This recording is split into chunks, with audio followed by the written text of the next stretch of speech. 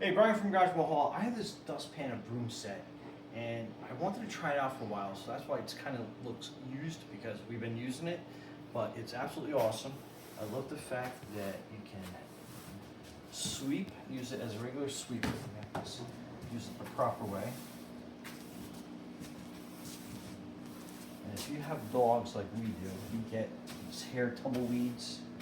So I got this one in particularly because it has a brush comb thing on it. So if you get your broom filled with dog hair, you basically just pull it all the way back, pull up, and it will pull the dog hair right off your brush. Which is awesome.